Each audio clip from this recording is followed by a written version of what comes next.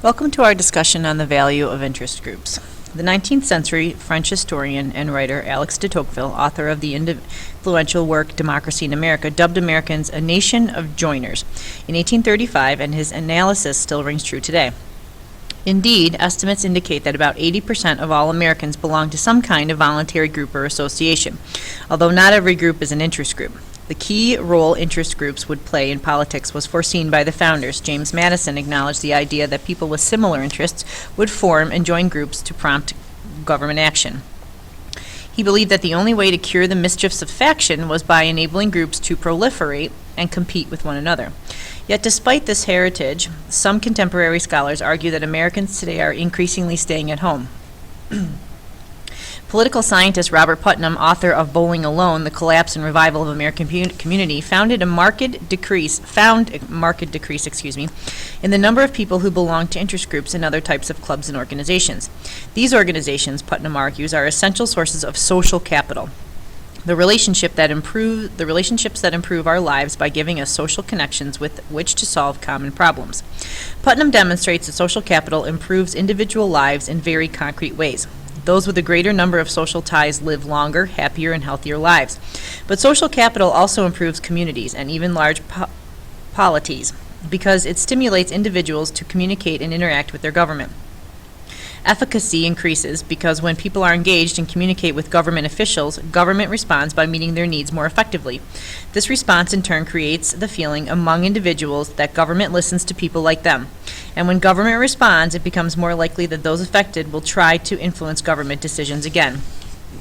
Critics of Putnam's work have noted that although the number of people belonging to the kinds of groups Putnam analyzed may be declining, people are engaged in other types of clubs and activities and enjoyed various forms of group recreation. For example, it is unlikely that you are a member of a gardening club such as those that Putnam researched. But if you are, good for you. Yet it is likely that you belong to an online community such as MySpace or Facebook or Instagram or Twitter. Such communities facilitate social relationships and may even provide the opportunity for participants to solve community problems. And although people may be less likely to entertain friends and relatives in their homes today, another activity Putnam measured, they are more likely to socialize with friends and relatives over meals in restaurants. So even if Putnam is correct in his analyses that we are no longer socially engaged the way Americans used to be, we may still be engaged, but through different channels and in different settings. Political scientist E.E. Schattenscheider has written, "Democracy is a competitive political system in which competing leaders and organizations define the alternatives of public policy in such a way that the public can participate in the decision-making process." One of the key types of competitive organizations Schattenscheider was describing is interest groups. He and other political scientists study and assess the value that interest groups provide in American democracy. This value centrally includes interest groups' usefulness in channeling civic participation, serving as a point of access and a mechanism by which people can connect with their government. Political scientists also explore interest groups, on the other hand, as valuable avenues by which people can influence the policy process, and, on the other hand, as resources for policymakers. In this section, we are going to consider various perspectives on the role of interest groups in a democracy, the diverse value that interest groups confer, and the drawbacks of interest groups. This cartoon depicts the difference between 2001 and 2006 in Washington, D.C. In 2001, everybody was afraid of the anthrax scare, which is a poison. And in 2006, Jack Abramoff was a lobbyist who was sending money to different legislators on the Capitol Hill, and he wound up going to jail for his activities, and people were indicted on different crimes associated with that, but also it was a mudslinging campaign. Scholars who study civic engagement acknowledge the significant ways in which interest groups channel civic participation. Interest groups afford a way for people to band together to influence government as a collective force. Interest groups also seek to involve individuals more actively in the political process by encouraging them to vote and to communicate their views one-on-one to their elected officials. In addition, interest groups assist in the engagement of communities by providing a forum through which people can come together and form an association. Importantly, too, Interest groups offer an alternative means of participation to individuals who are disenchanted with the two-party system. By taking part in interest groups, individuals acting together perform important roles in the polity, not only by communicating their viewpoints to policymakers, but also by providing a medium that other people can use to express their opinions. So let's look at the pluralist theory versus the elite theory. An interest group can represent a wide variety of interests, as in the case of a community chamber of commerce that serves as an umbrella organization for local businesses. Alternatively, an interest group can restrict itself to a narrower focus, such as does the Society for the Preservation and Encouragement of Barbershop Quartet Singing. Scholars who support pluralist theory emphasize how important it is for a democracy to have a large number of diverse interest groups representing a wide variety of views. Indeed, pluralists view the policy-making process as a crucial competition among diverse groups whose members attempt to influence policy in numerous settings, including agencies in the executive branch of government, Congress, and the courts.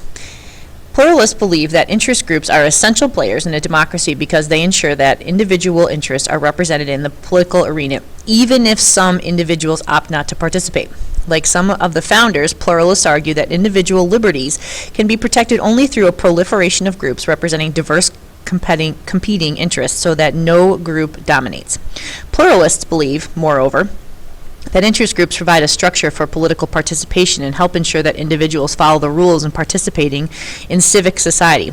Following the rules means using positive channels for government action rather than extreme tactics such as assassinations, coups, and other forms of violence. Pluralists also stress that groups' varying assets tend to counterbalance one another. Pluralists contend that this is frequently the case with many policy debates. And so although an industry association such as the American Petroleum Institute, an interest group for the oil and natural gas industry, may have a lot of money at its disposal, an environmental group opposing the industry such as Greenpeace may have a large membership base from which to launch grassroots activism. Another way to look at pluralism is that it is a group theory of democracy where people participate in politics by their membership in groups, and these groups, through competition and compromise, create public policy. There's 4 key concepts in the pluralist argument.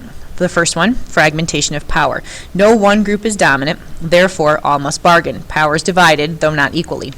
2, bargaining. The government acts as a referee in this process. The government will make sure the rules of the game are followed and can intervene to help weaker groups.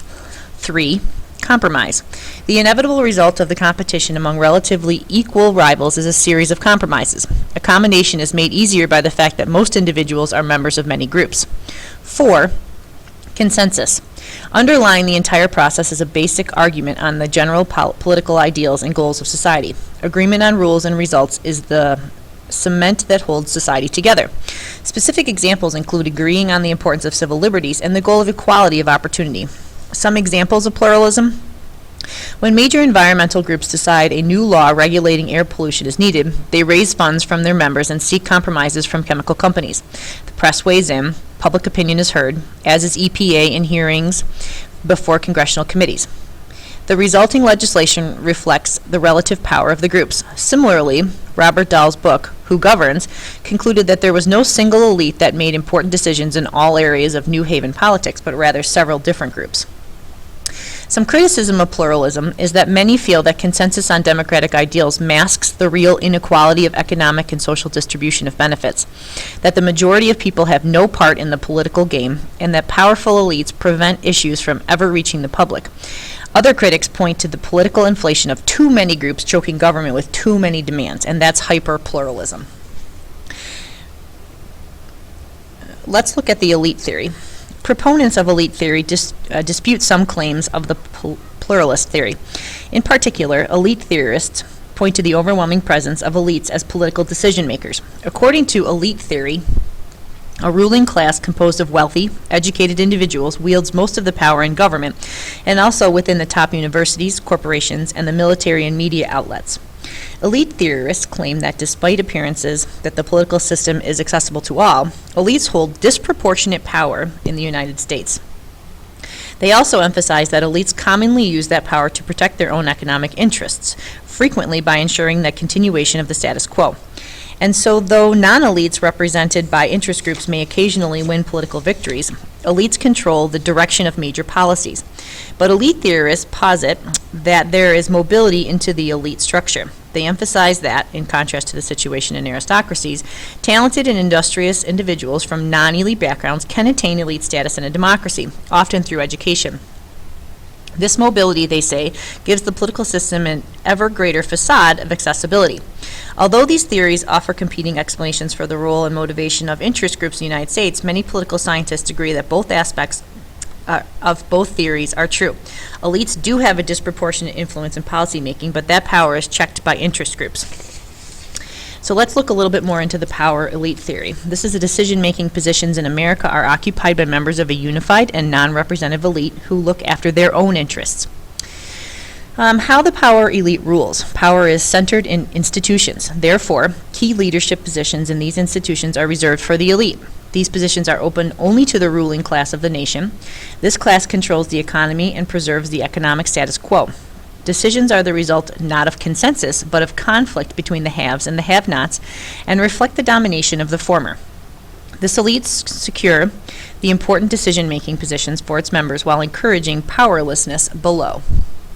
Examples of power elite. In C. Wright Mills' The Power Elite, the classic statement of the theory, the movement of leaders between the three dominant areas, business and the military and government, is described. The Council on Foreign Relations is pointed to as an elite establishment institution controlling key foreign policy jobs and issues among its members.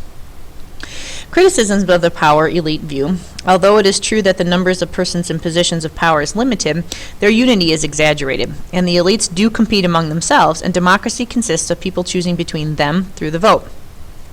Some say the elite are better suited to positions of leadership than are the masses. Often these views veer into conspiracy theories that do not analyze politics, but only assert secret cover-ups that encourage apathy and cynicism, as well as fundraising by demagogues.